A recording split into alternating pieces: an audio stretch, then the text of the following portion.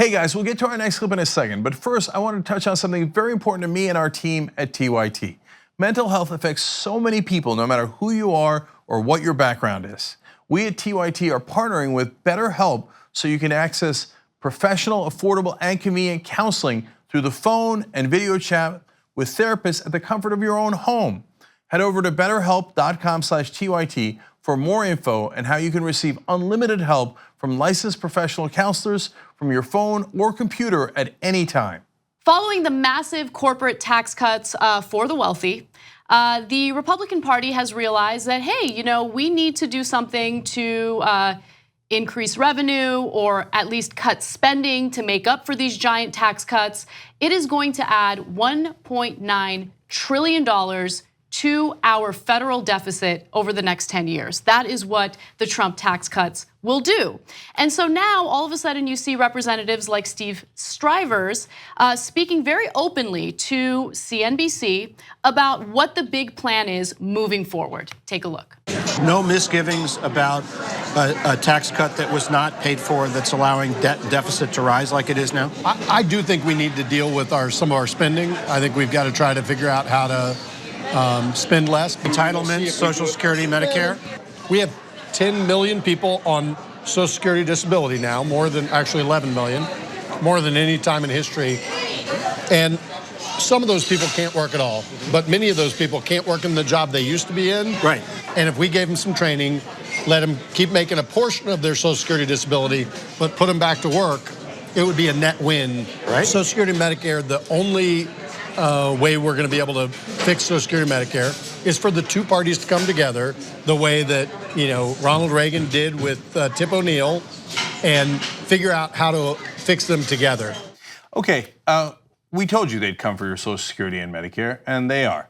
But they're doing it over such a friendly setting of a pizza shop that it's got to be okay. They're regular people who are looking to rob you of all the money that you paid into Social Security and Medicare. But they had to find the $1.9 trillion for the rich. So now that all that money is gone and it's already in their donors' pockets, all of a sudden, well, I mean, look, that's Social Security and Medicare. Because you got rich off of Social Security, right? Or your parents did, or your grandparents did. No, nobody gets rich off of it. You pay into it, you get it back, and it actually works and everybody really likes it. No. So they're out to destroy it. This is robbery, right? This is what the Republican Party is doing. This is what the Democratic Party, as it stands right now, will allow to happen because they're not fighters. Okay, they're incredibly weak when it comes to situations like this. But I want to emphasize, we paid into those programs. You look at your paycheck. You take a look at what was taken out by the federal government. There's SSI, Social Security, and there's Medicare. That money gets taken out of your check because you pay for it. So this is robbery. They want to cut spending on those programs just so they can keep allowing the wealthy to hoard their wealth. It's pathetic and disgusting. They're not representing the American people. Yeah, so the reason I was trying to jump in is because I often call them weak, and we've had this discussion on air before, but it's not exactly right. They're playing a role, the Democrats are, Democratic establishment guys, not the progressives, right? And their role is to get rolled. They're supposed to go, oh, golly gee. You know what? Bipartisanship is good, though. And everybody has a different part in this play. And so the part of the mainstream media is to applaud the bipartisanship. So later, when they say, well, I mean, what can we do? There's all these giant deficits. Well, how about when you created the deficit, right? But the mainstream media will come in and applaud them and go, oh, right, Tip O'Neill and Ronald Reagan from a million years ago. Remember when Fred Flintstone worked with Barney Rubble? Those were the good old days. And no, right now when they work together, they almost always, not almost, always work for the benefit of their donors and not for us. They get paid by the same people, so they will come to rob you. And look, if the establishment Democrats stand up and fight against it, great. I'd be super happy and I'll give them all the credit in the world. But let's keep it real. What did Barack Obama promise to do? He preemptively offered to the Republicans to cut Social Security. He would have done it if the Republicans weren't so stupidly greedy.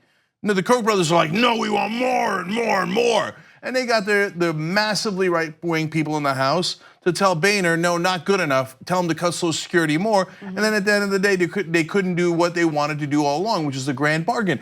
Obama always talked about how he wanted the grand bargain as part of his legacy. The grand bargain was to cut Social Security. This is not in dispute. He offered it publicly. So, but now, I mean, look, so the Democrats are the patsies. They're the guys who are supposed to roll over in this play. But the guys directing the play, yes, are the donors that give to both parties, but they give more to the Republicans, and the Republicans are the ones who drive it. So first of all, vote for uncorrupted people. But secondly, never make the mistake of thinking the Republicans are on your side. Never, ever make that mistake, unless you're incredibly wealthy. Then they will rob the average American on your behalf. So let's talk about the priorities on a Republican's agenda, okay? Priorities include increasing the budget for defense spending so Lockheed Martin and Northrop Grumman can continue making more money off of perpetual war abroad, okay? Trump just signed the NDAA for $717 billion. He increased spending on that.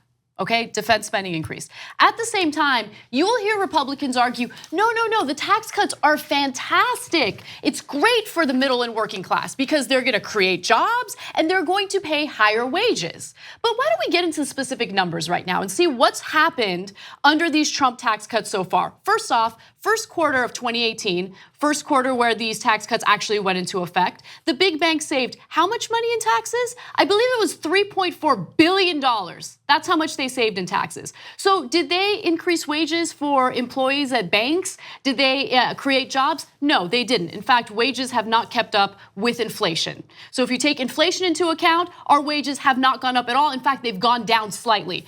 What did they do with the money? Let's take a look at corporate stock buybacks. So stock repurchases hit $190 billion in the first quarter of 2018 for the S&P 500. These are the best companies, the biggest companies in the country, right? The last time that record was set was just before the Great Recession, when companies bought up almost $172 billion in their own stocks or stock buybacks. That's what they're doing with their money. They're artificially inflating the cost or the value of those shares, and then they immediately cash out. So for all of the people who are watching this, who come at me with a ridiculous argument about how this benefits everyone's retirement accounts and their 401ks, no. These corporate executives cash out as soon as they can because they want to reap the benefits. So they're screwing with your future with these massive tax cuts that they've received. Stock buybacks were $190 billion, Anna said, but that was in one quarter. So you have to times that by 4 to give you a sense of how much. It's going to be around $800 billion for the year. Did you guys get $800 billion? You remember when you opened up your paycheck and you were like, whoa, look at this. Money, a couple of $1 billion. Didn't expect that. No, Paul Ryan bragged about how you might have gotten $1.50 in your paycheck. $1.50 versus $800 billion. Okay, now I want you to understand it's not just one guy, Stivers over there. Let me go to graphics 1 and 2 here. Senator Pat Toomey, Republican of Pennsylvania. We've got entitlement spending that is not sustainable. But $1.9 trillion for the rich was sustainable, apparently, according to Senator Toomey. These big spending programs that are growing faster than the economy, you can't tax your way out of that problem. You've got to make some curbs. Please. What do you mean you can't? Wait. You tax cutted our way into the problem. So you're like, hey man, I can't add taxes on top to get out of the problem. But you created the problem. You created a $2 trillion problem. Okay, so anyone in the media, including John Harwood there, that doesn't point that out, helps the Republicans perpetuate this lie. Every single time they must ask them, what about the $1.9 trillion hole that you guys put in national debt through these tax cuts, whether you think they're for the rich or not? And by the way, they're for the rich. And we gave you the overall number. You know how much the average person in the top 1% got in tax cuts? $61,000 a year, every year, okay? Did you get $61,000 a year from these tax cuts? No, you didn't, because you're not among the rich. And one more, Senator John Thune of South Dakota, of course, Republican. If we're gonna do something about spending and debt, we have to get faster growth in the economy, which I hope tax reform will achieve. Has it? No, all we did was the stock buybacks, inflated the stock market artificially. Did it go to your wages? Not at all, they have declined. Liars, okay. But we have also got to take on making our entitlement programs more sustainable. I think there's support generally here for entitlement reform. So, of course, all the Republicans love so-called entitlement reform, where they reform the money out of your pocket and into their donors' pockets. And unfortunately, a lot of the Democrats also agree, and that is why the system is rigged. And by the way, if you think that it's going to help your pensions and your 401ks, as Anna was pointing out, tick, tick, tick, tick, until that bubble bursts. I'm telling you right now, the stock market is going to crash. It is going to crash. And another thing I wanted to just quickly mention about these stock buybacks, they were illegal, they were banned up until the Reagan administration. So the Reagan administration decides, we'll allow these corporate buybacks to occur.